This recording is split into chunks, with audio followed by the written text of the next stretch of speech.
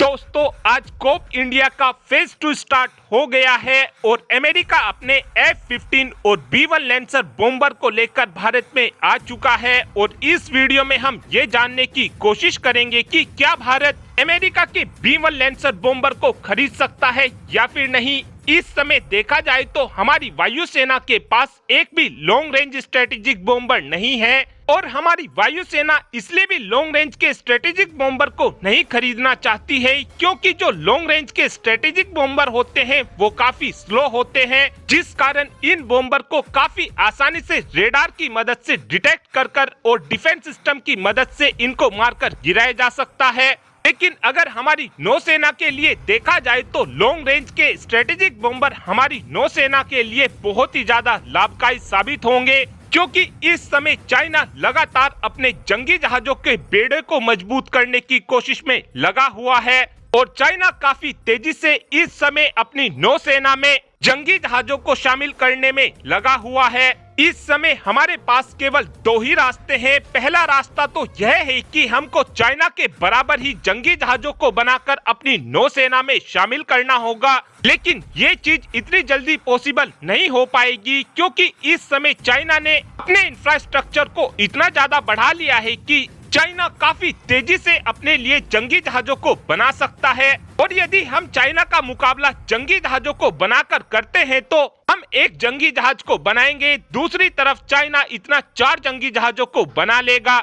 ऐसे में ये सॉल्यूशन हमारे लिए बेहतर नहीं होने वाला है और दूसरा रास्ता हमारे पास यह होने वाला है कि हम एक लॉन्ग रेंज के स्ट्रेटेजिक बॉम्बर को ले लें, जिसका फायदा हमको ये होगा कि अगर चाइना की तरफ से अपने जंगी जहाज के बेड़े को भारत पर हमला करने के लिए भेजा जाता है तो उस कंडीशन में हम अपने लॉन्ग रेंज के स्ट्रेटेजिक बॉम्बर को चाइना के जंगी जहाज के बेड़े के पास में लेकर जाएंगे। और आप सभी ये बात जानते ही हैं कि एक स्ट्रेटेजिक बॉम्बर के अंदर खूब दबाकर असला भरा होता है, जिस कारण एक लॉन्ग रेंज का स्ट्रेटेजिक बॉम्बर चाइना की पूरी फ्लीट को समुद्र में दफन कर देगा।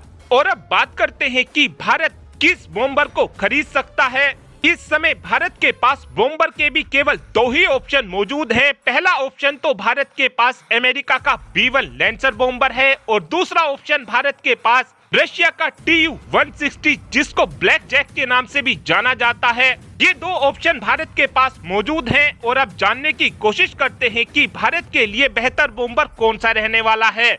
रशिया का जो Tu-160 बॉम्बर है ये लंबाई और चौड़ाई के मामले में B-1 लैंसर बॉम्बर से ज्यादा बड़ा बॉम्बर है। रशिया के Tu-160 का जो मैक्सिमम टेक ऑफ वेट है वो 2,75,000 किलोग्राम है, वहीं पर B-1 लैंसर बॉम्बर का maximum take off weight 2,16,364 kilogram है। वहीं पर Tu-160 बॉम्बर की स्पीड 2220 किलोमीटर प्रति घंटा है, वहीं पर B-1 लैंसर बॉम्बर की रफ्तार 1335 किलोमीटर प्रति घंटा है, यानी कि B-1 lancer bomber Tu-160 bomber से स्पीड में काफी ज्यादा पीछे है। Tu-160 बॉम्बर की रेंज 12,300 किलोमीटर है, वहीं पर अमेरिका के B-1 लैंसर बॉम्बर की रेंज केवल 9400 किलोमीटर है। Tu-160 बॉम्बर की कॉम्बैक्ट रेंज की बात की जाए तो Tu-160 बॉम्बर की कॉम्बैक्ट रेंज 7300 किलोमीटर है, यानी कि रशिया का ये बॉम्बर 7300 किलोमीटर दूर जाकर हमला कर वापस आ सकता है। वहीं पर अमेरिका का B-1 लैंसर बॉम्बर केवल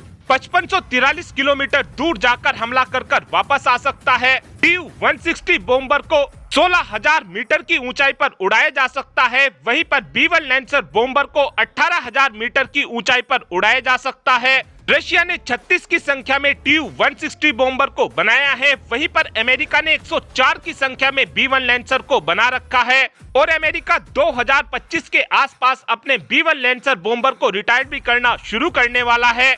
Tu-160 बॉम्बर एक बार में 12 ब्रह्मोस मिसाइल को लेकर जा सकता है, वहीं पर अमेरिका का B-1 लैंसर बॉम्बर केवल 10 ही ब्रह्मोस मिसाइल को लेकर जा सकता है। Tu-160 बॉम्बर के अंदर जो इंजन लगा हुआ है वो ट्राई अवस्था में 137 किलो न्यूटन के थ्रस्ट को जनरेट करता है और आफ्टर बर्नर के साथ 245 किलो न्यूटन के थ्रस्ट को जनरेट करता है। वहीं पर अमेरिका का B-1 लैंसर बॉम्बर ट्राई अवस्था में 77 किलो न्यूटन के थ्रस्ट को जनरेट करता है और आफ्टर बर्नर के साथ 136 किलो न्यूटन के थ्रस्ट को जनरेट करता है। और अब जानते हैं कि इस समय हमको कितने बॉम्बर की जरूरत है। इस समय यदि भारत की तरफ से 5 से 10 की संख्या में बॉम्बर खरीद लिए जाते हैं तो ये भारत के लिए इनफ होंगे। और अब आप ही कमेंट कर बता सकते हैं कि हमको रशिया का Tu-160 बॉम्बर लेना चाहिए या फिर आपका ये मानना है कि हमको अमेरिका का B1 लैंसर बॉम्बर खरीदना चाहिए। इस बात का आंसर आप कमेंट बॉक्स में दे सकते हैं। Thanks for watching this video. Have a good day.